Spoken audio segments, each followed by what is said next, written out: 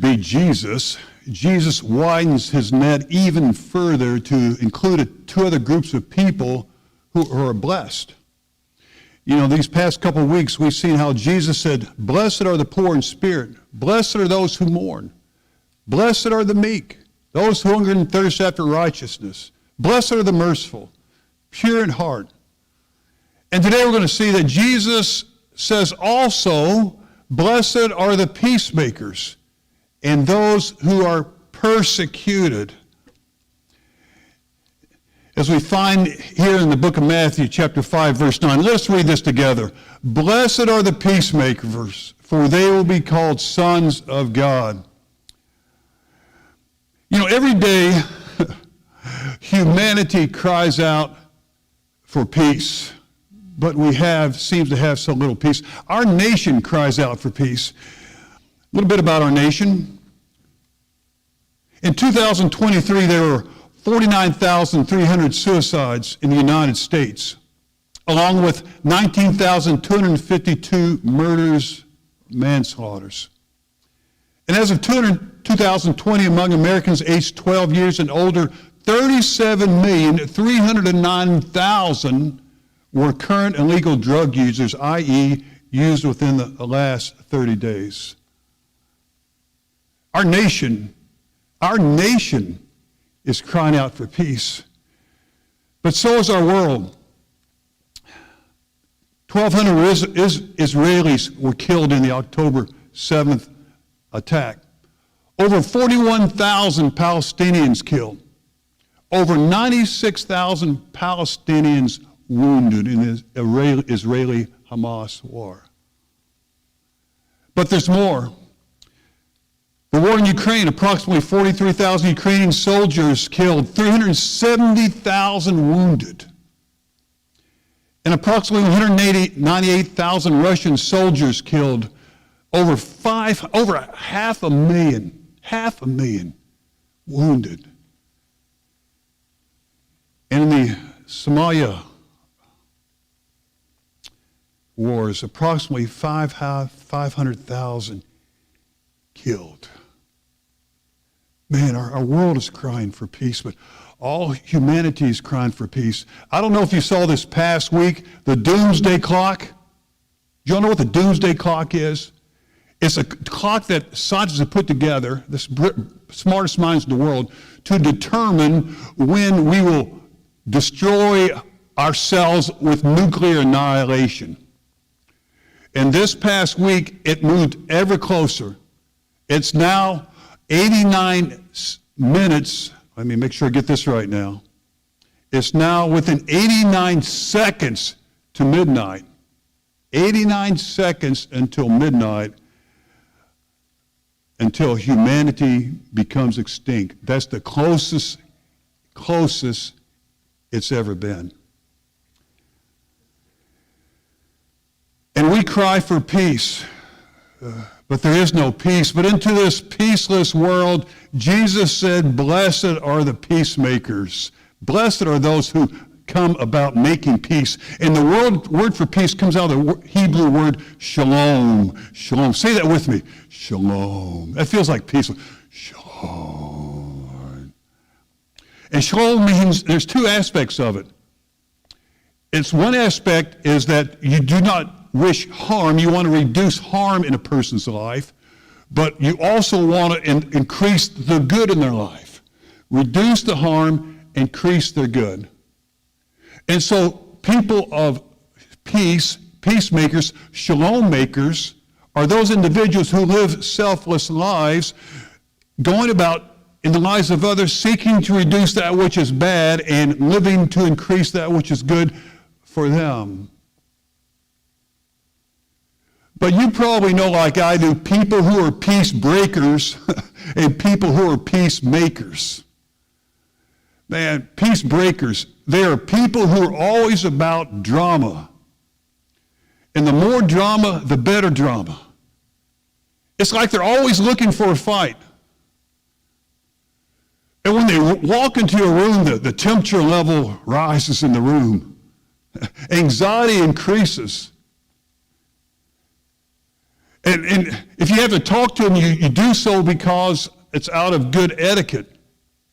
But as you're talking to them, your stomach's is churning, and it's just really uncomfortable. And they break the peace, but then there are other people who are peacemakers. They walk into a room, and the temperature comes down, becomes more chill. And you talk to them, and they put you at ease. They make you comfortable. And they make you feel so good, it's like you want to hug yourself. As to these kind of people, the peacemakers, the shalom makers, Jesus says they are the blessed ones. But notice, Jesus says peacemakers, not peace lovers.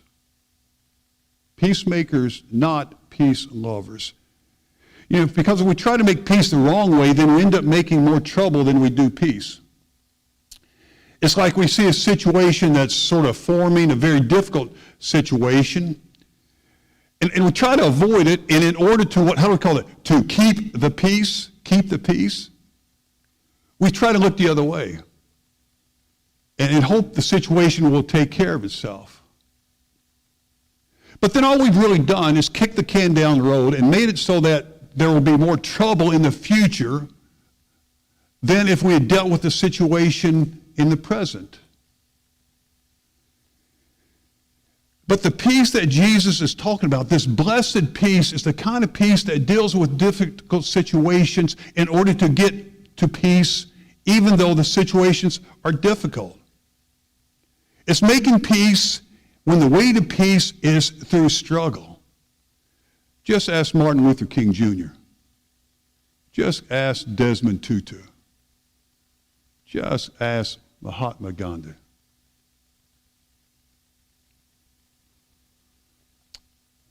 Jesus said, "Blessed are the peacemakers, for they will be called sons of God." You know, they will be called sons and daughters of God because Jesus, God's Son, was all about peace. When Isaiah the prophet in the Old Testament spoke about Jesus coming, this is how he described him. He said, "For to us a child is born, to us a son is given, and the government will be on his shoulders. And he will be called Wonderful Counselor, Mighty God, Everlasting Father, the Prince of" what?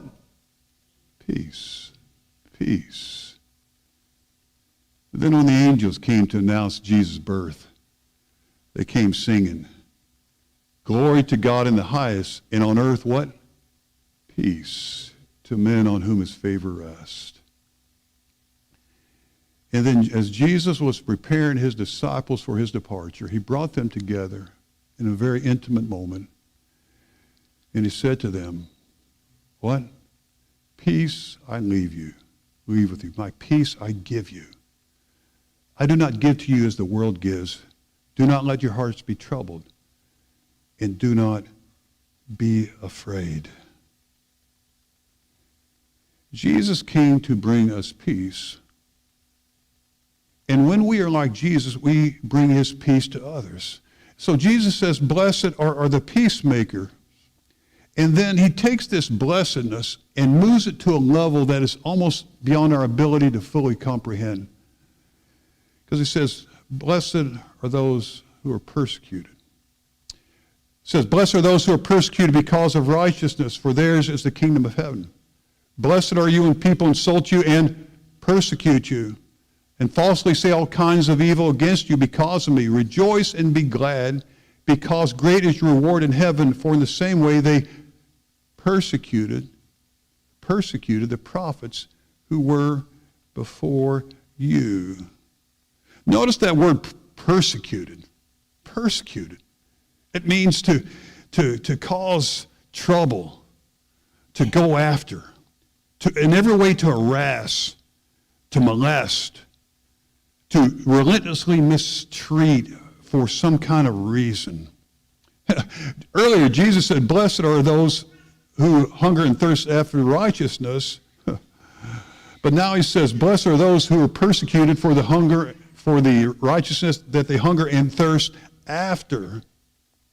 In other words, Jesus says, blessed are those who are persecuted Blessed are you when you are persecuted for being Jesus to others.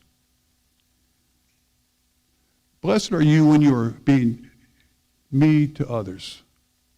You know, you would think that if we were Jesus to other people, that they would thank us. That if we show Jesus grace to another person, they would be gracious to us.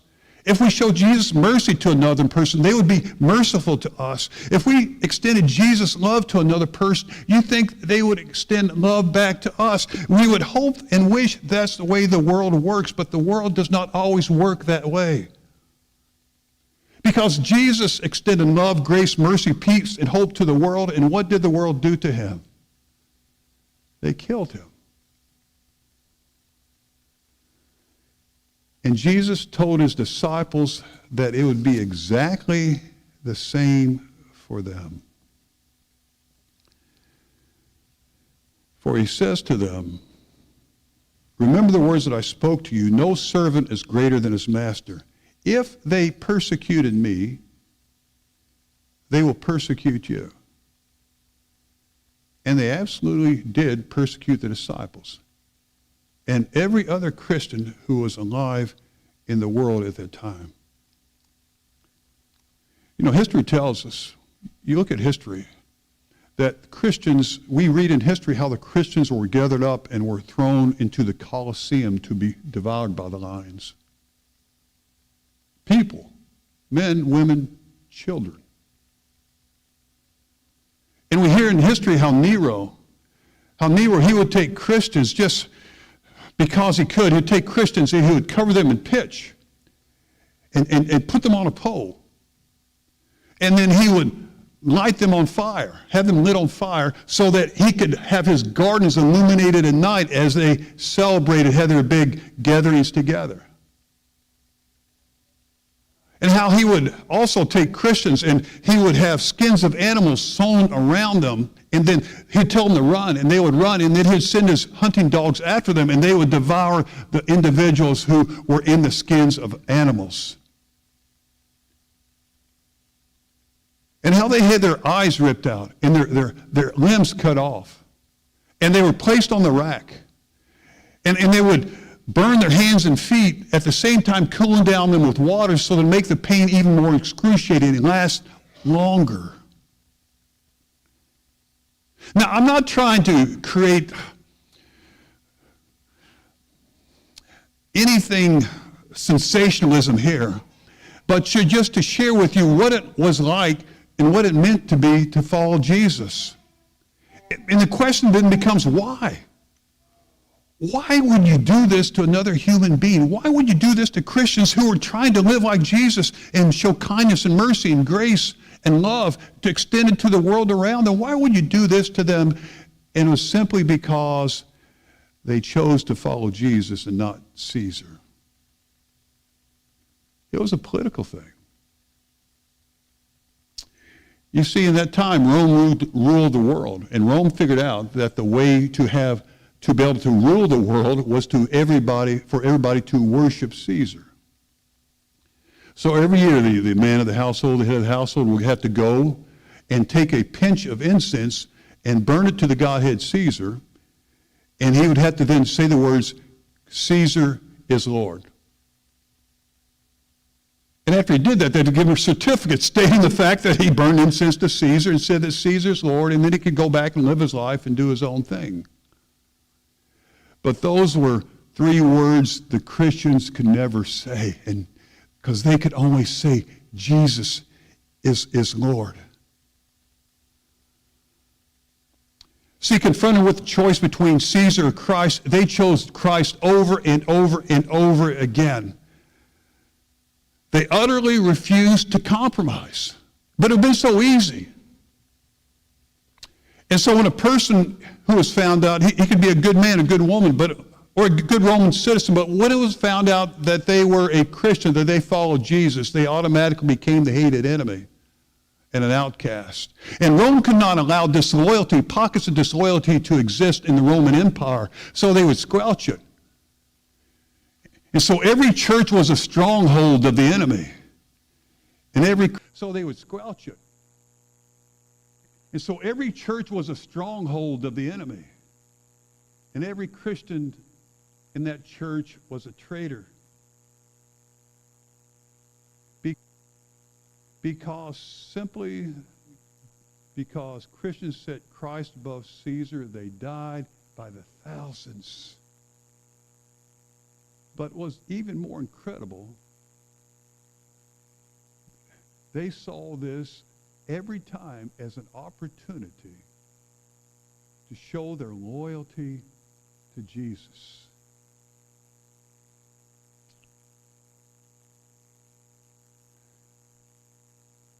Polycarp, the old bishop of Smyrna, was one of the most famous martyrs who died for his faith in Jesus. And so the mob came and picked him up and carried him before the Roman magistrate, yelling and screaming. And they placed Polycarp there for the rulers. And then the crowd became quiet. And he was given the choice, Caesar or Christ.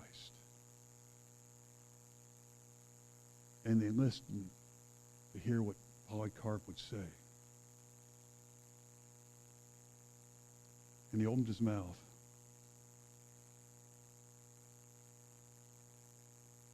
All right, John, I need another slide up there. That quote. This is what he said. Everybody's waiting, anxious anticipation. Here he goes. Ready? As old Polycarp stood before this mob in the magistrate's seat, 86 years have I served Christ, and he has done me no wrong. How can I blaspheme my king who saved me? And the crowd screamed. And they took Polycarp and tied him to a stake. And they lit the fire. And to Polycarp and to every Christian back then, and to every Christian who is persecuted today, Jesus says, blessed are those who are persecuted because of righteousness. Why? For theirs is the kingdom of heaven. You see, followers of Jesus do not live for the day, they live for tomorrow. They don't prioritize their life based on the present, but eternity. Not the 90 or so, 80 or 90 short years that we have here. I'm reminded of that song from the Christian band, 429, titled, I'm Not Home Yet. All I know is I'm not home yet. This is not where I belong. Take this world and give me Jesus. This is not where I belong. The reality of our lives is that each of us lives each day performing for an audience of one. And therefore we live our lives hoping for the kingdom of heaven, longing for the kingdom of heaven, living for the kingdom of heaven. And one day, our earthly eyes will close, and then they will open suddenly to see the kingdom of heaven. And then we will know truly how blessed we really are. I say often, again and again, the words my father expressed as he grew older. There's no better life than the life of a Christian. There's absolutely no better life than the life of a Christian. And Jesus gave his life so that we could be blessed in every aspect of our life. When we mourn, when we're meek, when we hunger and thirst for righteousness, when we are merciful, when we're pure in heart, and peacemakers, and even when we're persecuted. And to every person who gives their life to follow him, Jesus says, congratulations. Congratulations. You are blessed.